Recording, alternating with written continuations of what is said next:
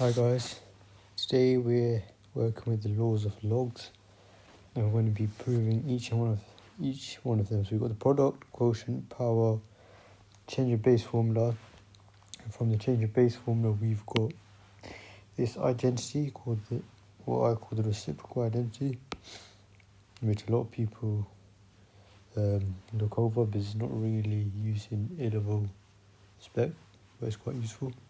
Then you've just got some good to know, actually need to know, must knows with logs. So you've got log a of a equals 1, log a of 1 equals 0.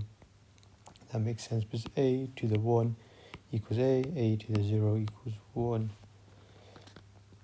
So let's start off with the first proof. We've got the product rule. So let's start off by letting m equal log a of x and b, not b, let's use say n equals log a of y. This means that m equals log a of x can be rewritten as x equals a to the m, and n log a of y, which brings down, can be written as y equals a to the n. That means xy equals a to the m times a to the n, which is just the same as a to the m plus n. Now if we take log base a on both sides, so log a x y equals log a of m plus n. Now we have log a of xy equals, we still have a cancellation of log a, base a, log a and base a just cancel, so we're left with m plus n. And well, if you go up, we said m and n were log ax and log ay, so log a of x y equals log a of x plus log a of y. Nice. That's the first law proven. On to the next. We're not meant to have the change of base formula. Let's go down. Quotient rule. So this is just the opposite of what we just done, the product rule. So we start off the same, let x equal a to the m,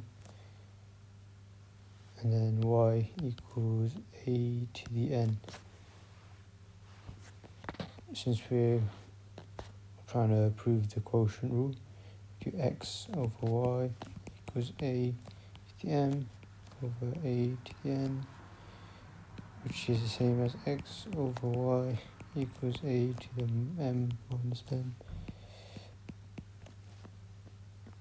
And then if you take log a of both sides, x y equals log a, and then we've got m minus n,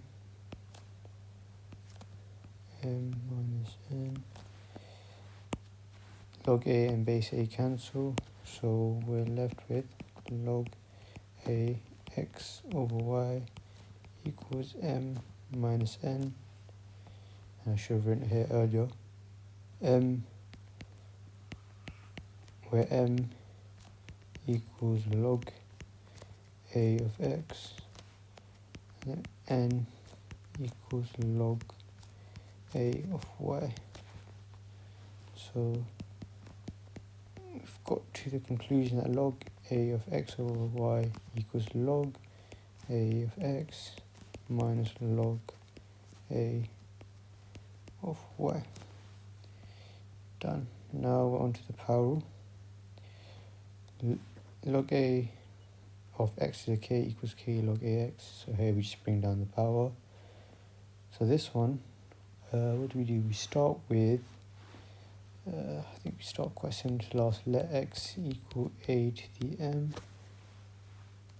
And since we're trying to prove a law involving a power of k, let's raise x to the power of k. So x to the k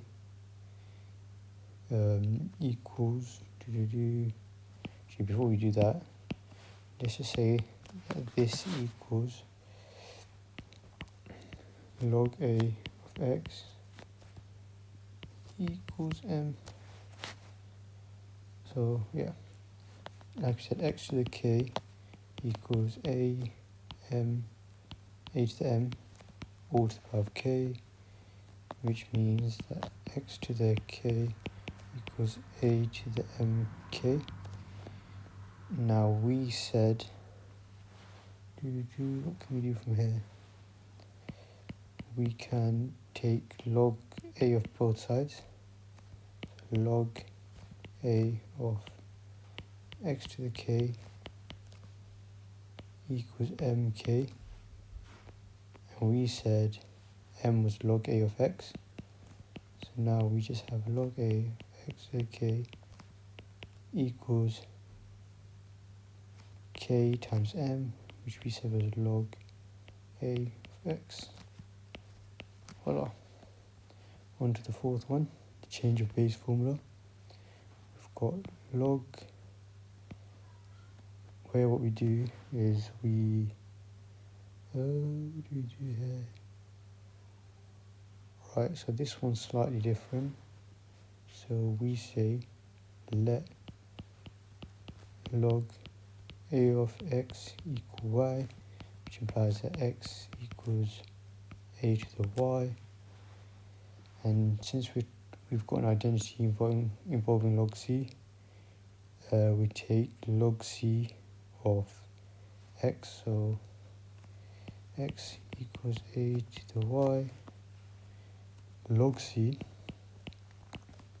both sides, equals log c to the y. And then from here, what do? We use the power rule, which we just proved.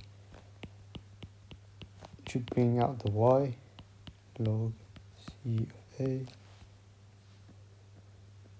and then we rearrange for y equals log c of x over log c of a, and what was y? Y equals log a of x, so log a of x equals log c of x over log c of a. And that is the change of base formula proven. Now the last thing I wanted to prove was this identity which comes from the change of base formula. So log a of b is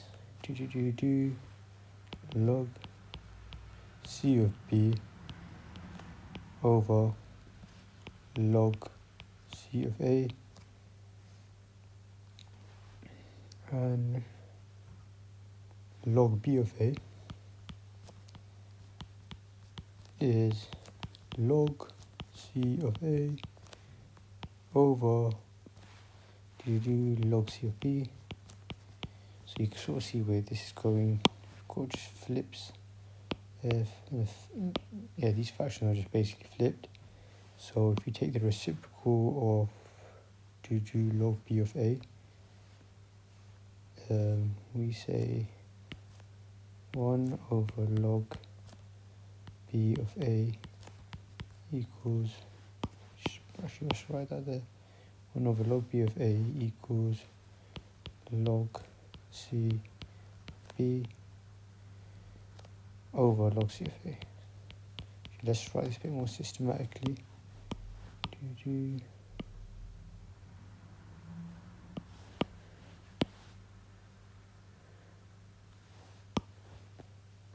Right, now from here, we said that log C of B and log C of A over log C of A is just log A of B. So 1 over log B of A is just log A of B. And that, my friend, is the identity proven. So that's all for the laws of log proofs. Take a snapshot of that, and that's all you need to know for your A-level exam when it comes to logs. Thank you very much. See you in the next.